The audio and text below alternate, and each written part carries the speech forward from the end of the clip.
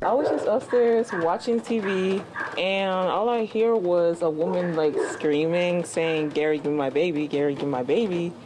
And then, of course, I'm still hearing it, and that's when I heard like two gunshots. The shooting happened in Northeast Harris County on Tuesday morning when police say the couple went to pick up a child and it ended in gunfire. Court records show the wife and Davis dated after she separated from Sanders. They had a baby 9 months ago, but then she reconciled with her husband. She had another man's baby, and her husband said, "I still choose you." Most men would have walked. Most men would have filed the papers, changed the locks, and never looked back. But Marlon Sanders was not most men. He looked at his wife. He looked at that situation, and he chose forgiveness. He chose his family. He swallowed something that would have destroyed most people, and he kept showing up for his wife, for his students, for his community, for a baby that wasn't even his. And the man who fathered that baby, he couldn't stand it. He couldn't stand that Marlon was bigger than him in every way that mattered. He couldn't stand that this woman chose to go back to her husband. He couldn't stand that life was moving forward without him in the center of it. So on a dark street in Harris County, just after midnight, while Marlon stood quietly beside his car waiting to pick up that baby, Gary Davis walked out his house with a gun and ended one of the most forgiving men you will ever hear about in a story like this. This is the case of Marlon Sanders, and it is going to stay with you. But before we go any further, I need to ask you something. If you believe that good people deserve more than a forgotten headline, that victims deserve to have their stories told with honesty and with weight, then subscribe to Mystora Crimes right now. Hit that bell. Drop a like. It costs you nothing, and it means everything. Because Marlon Sanders left behind children. He left behind students who called him their hype guy. He left behind a community that is still trying to figure out how to breathe without him. The least we can do is make sure the world does not move on too fast. Subscribe.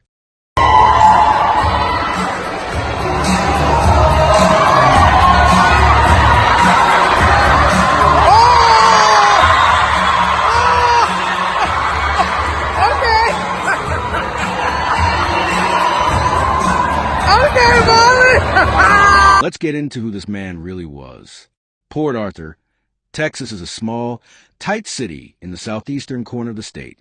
The kind of place where everybody knows everybody. Where a good teacher doesn't just teach. They become part of the soul of the community. They show up at games. They remember your kid 5 years after they leave the classroom.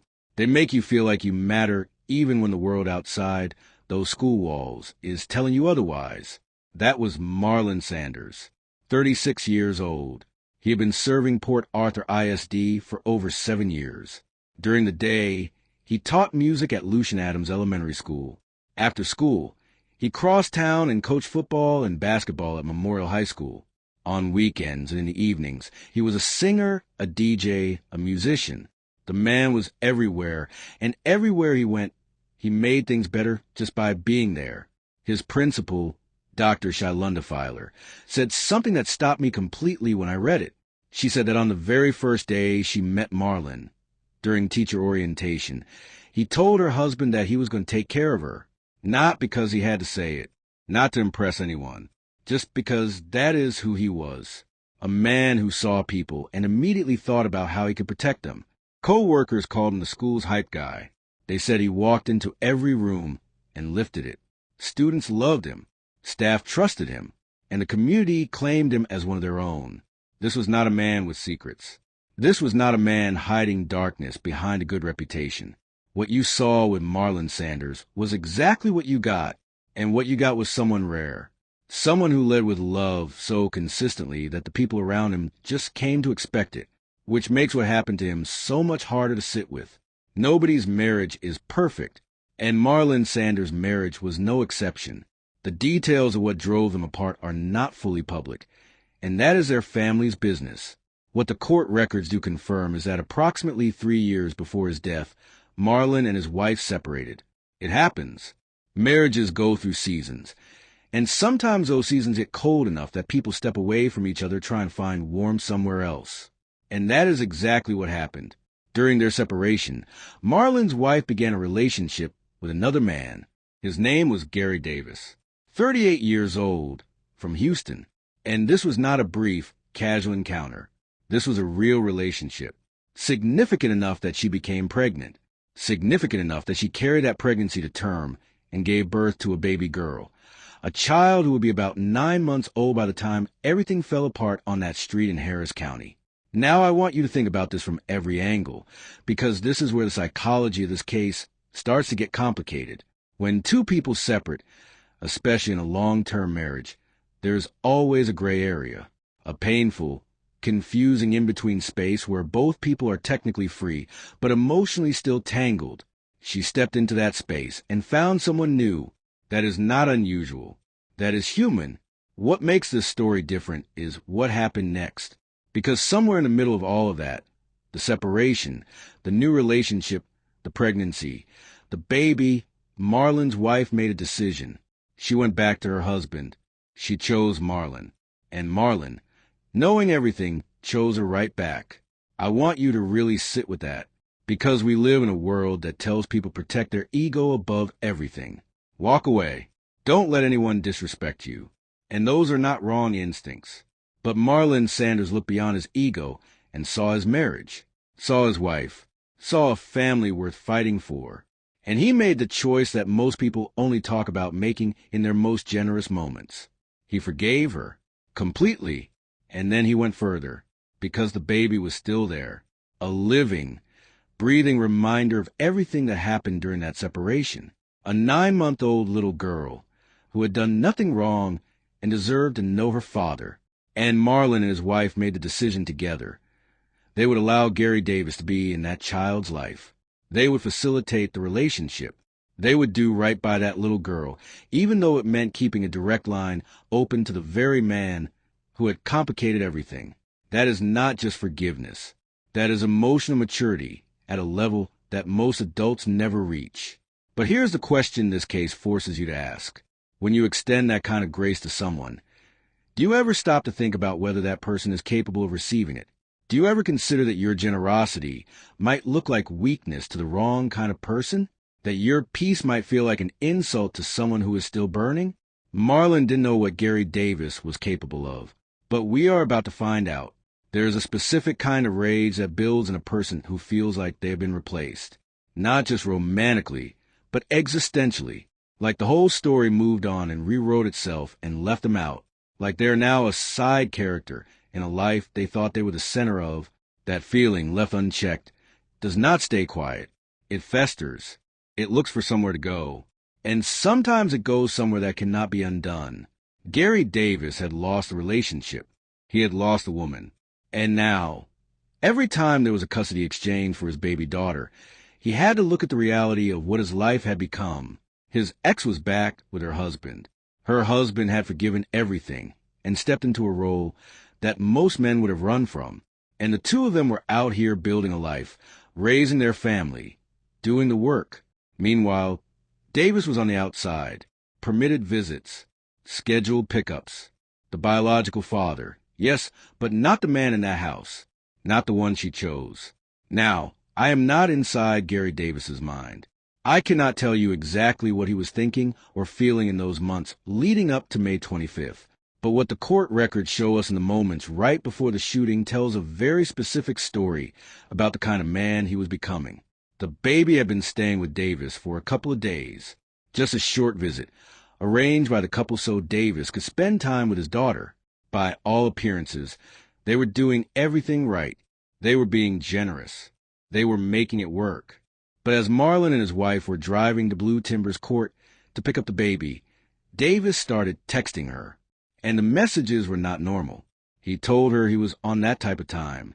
Now, if you're not familiar with that phrase, it is not subtle. It is a warning. It is someone telling you that they are in a dangerous headspace and things are about to escalate. He threatened to withhold the baby. He was agitated, aggressive, and erratic, all through a phone screen while a mother was just trying to come get her child. She showed up anyway. Because what do you do when someone has your baby and is threatening not to give her back? You go. You show up. You do what you have to do. They pulled up to the house. And here's a detail that I keep coming back to, the one that says everything about who Marlon Sanders was even in his final moments. He did not go to the door. He stayed by the car. He waited outside near the vehicle, calm and quiet, probably trying to keep the temperature down, probably thinking that if he stayed back, it would be easier, less confrontational, give Davis less to react to. He was protecting the situation even then, managing it, being the bigger person right up until the very last second of his life. Davis's mother came to the door and brought the baby out. And that should have been it. Exchange done. Baby safe. Everyone goes home. But then, from somewhere inside the house, Davis's voice cut through the night. "Who you out there with?" She didn't answer him. She took her baby and she walked away. She did exactly what you're supposed to do when someone is escalating. She disengaged. She protected herself, and she protected that child, and she moved towards safety. But Gary Davis did not stay inside. He came out of that house, and he had a gun, and he walked toward the man standing quietly by the car. The man who had done nothing. The man who had driven there that night, not out of obligation, but out of love. The man who had forgiven his wife, accepted her child, and extended grace to the very person now walking toward him. Marlon Sanders was shot in the street, right there on Blue Timbers Court, in the dark, just after midnight.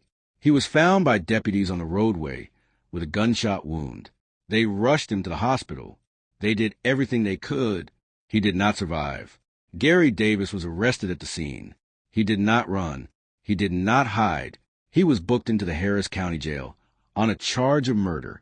A motion was filed to deny him bond entirely. And as of now, he sits in that jail facing the full weight of what he did on that street. But here is what I cannot stop thinking about. Here is the thing that this case does to you if you let it really land. Marlon Sanders died because he was a good man, not in a vague, general sense. Specifically, precisely, the exact qualities that made him extraordinary, his forgiveness, his willingness to show up, his instinct to stay calm and not escalate. Those are the things that put him on that street at midnight. A lesser man might have refused to go, might have sent his wife alone, might have cut Davis off entirely and refused to allow any contact with the baby, might have caused so much conflict that the situation never got to that point. But Marlon tried to make it work. He tried to be fair. He tried to give everyone what they needed, including a man who had been with his wife during their separation. And Gary Davis looked at all of that grace and saw something to destroy. Back in Port Arthur, when the school day started the morning after the shooting, the superintendent was already there. The executive team was there. Counselors and social workers from across the district came to Lucian Adams Elementary to sit with the students and staff, because a community had lost someone they did not know how to lose. Teachers gathered in the classroom where Marlon taught and shared stories. They played his music. They talked about the man who made every room feel warmer. His principal said she had lost family, not a colleague, family. And somewhere in the middle of all of that grief, a group called the Nehemiah Crew showed up at the school with over 20 colorful raised garden beds, reviving a beautification project called the Garden of Hope that had stalled years earlier after Hurricane Harvey. Hope in the middle of devastation. That is what Marlon Sanders inspired even after he was gone. Here is where I need you to think with me, because this case raises questions that go beyond what happened on that street. Questions about human behavior, about psychology, about the choices we make and the ones that are made for us. Gary Davis, by every account available, was not some stranger. He was someone who had been in a real relationship with this woman. He had a child with her. He had a direct, ongoing connection to her life. And the couple, Marlon and his wife, had done everything right by him. They allowed him access to his daughter. They were not cutting him out. They were not trying to erase him. They were trying to build something functional and healthy for everyone involved, especially that baby girl. So what broke inside Gary Davis that night? Was it seeing Marlon at that house? Was it the physical reality of the man his ex had chosen standing right there in front of him, calm and unbothered? Was it ego, jealousy, a need to control a situation that had long since moved beyond his control? Or was this something that had been building for months, a slow, quiet rage looking for a trigger? Because here is what the text messages suggest. He was already escalating before they arrived. He was already on that type of time before he ever saw Marlon standing by that car. which tells me this was not a spontaneous reaction.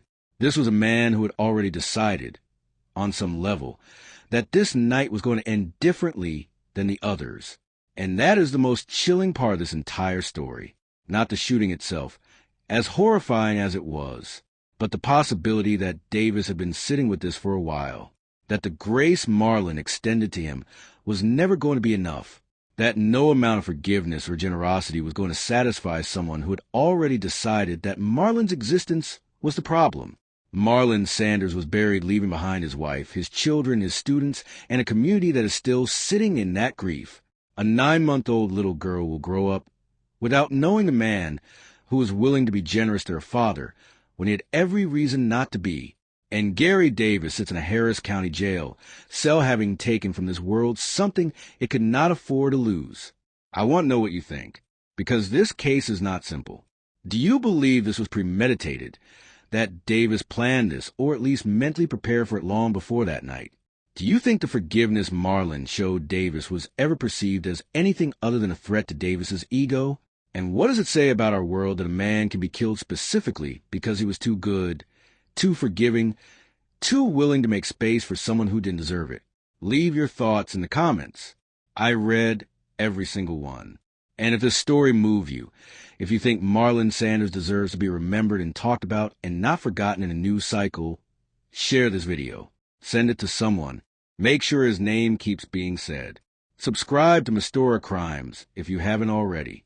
We are here every week diving deep into the cases that demand more than a headline. The people in these stories are real. Their pain is real, and they deserve someone willing to sit with it. Marlon Sanders chose love until the very end. The least we can do is choose to remember him.